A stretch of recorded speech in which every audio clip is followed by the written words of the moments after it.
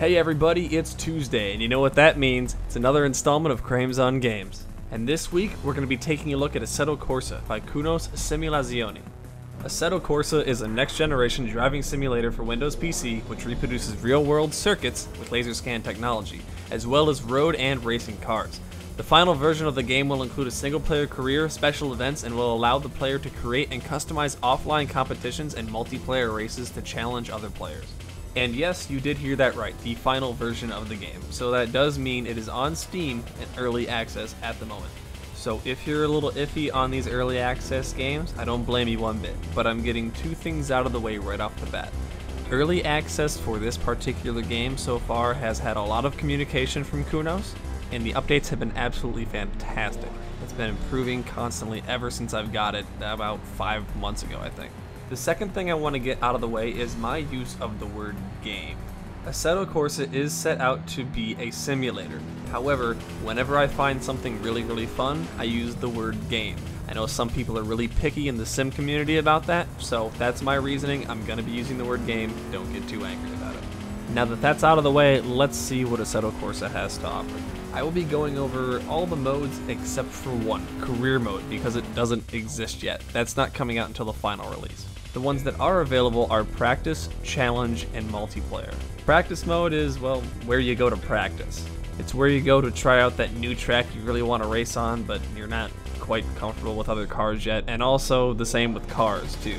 See how they work, and just work on your lap times. I personally think I spend way too much time in practice mode, but I just want to make sure that I'm comfortable with the cars and the tracks before I go and try and ruin somebody else's race.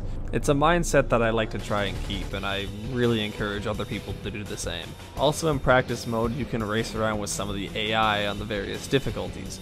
You can have up to 23 other opponents on the grid, and you can choose from any other car in the game, but sometimes you might really be screwing yourself if you pick a Formula 1 car and you're going into Street M3.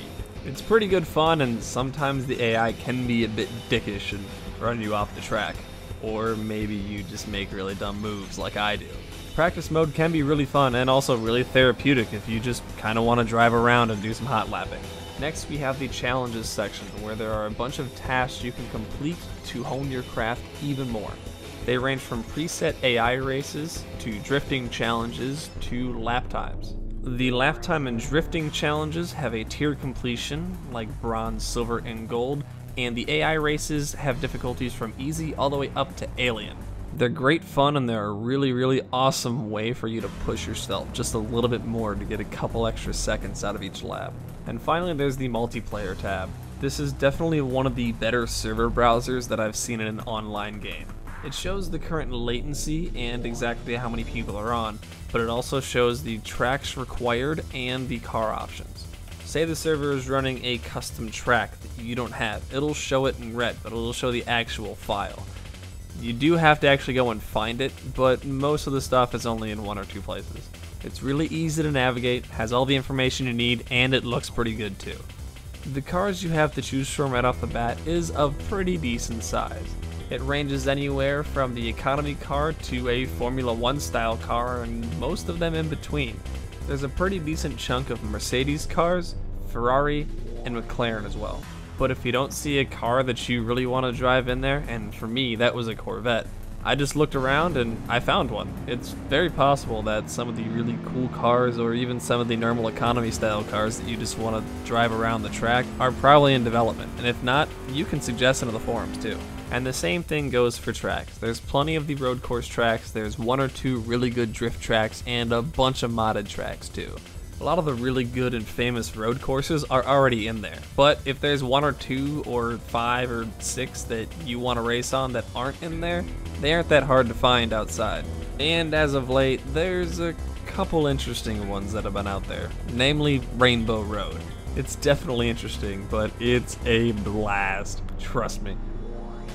Kunos has done a really good job of making it accessible to everybody though. That includes the high-end enthusiast with the ridiculously expensive and crazy rig with a full wheel pedal set and a button box and all that, to someone who only has a 360 controller or even a keyboard.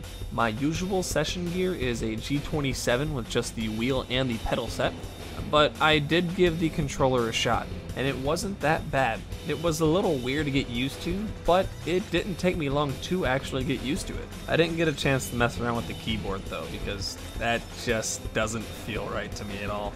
When it comes to the wheel though, it has really good and smooth feedback that is pretty true to it, but it's not absolutely crazy ultra realistic like all the other sims that I've tried, and I count that as a good thing, but that's my own personal preference.